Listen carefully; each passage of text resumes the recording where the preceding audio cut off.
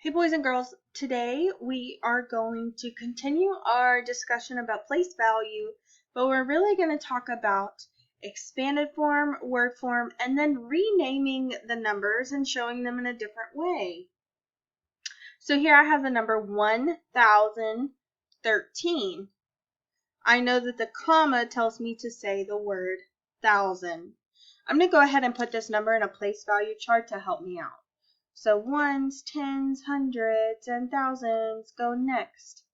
Place value, place value, place value is the best.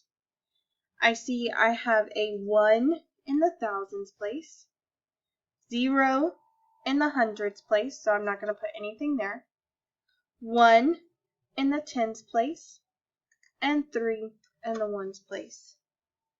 I would draw it by showing TH, 1 rod, and 3 units. When I do my expanded form, I'm going to add the values together. The 1 in the thousands place has a value of 1,000. I don't have any hundreds. I move on to the tens. The 1 in the tens place has a value of 10.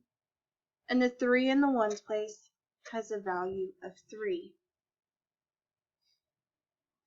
I could rename that and I could say this exact equation or something that equals this equation in a different way. I know that it's 1013. I could also say that this is 500 plus 500 plus 10 plus 3. So this version here is equal to 1,000, 110, and 3 ones.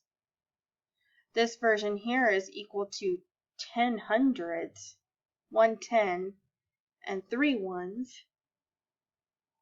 I could also say 600 plus 400 plus 10 plus 1 plus 1 plus 1. This is equal to 10 hundreds,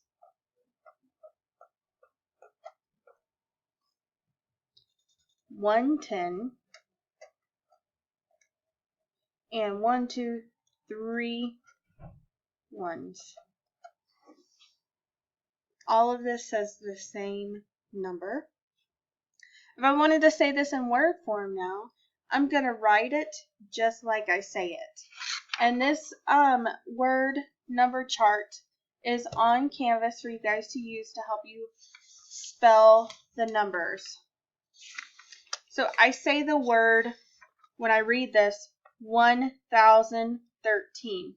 So I'm going to say 1,000 first. 1. And then on my number chart here, I see the word thousand. Then I say 13. So I'm going to come over here and find 13 on my word chart, and I can see how it's spelled.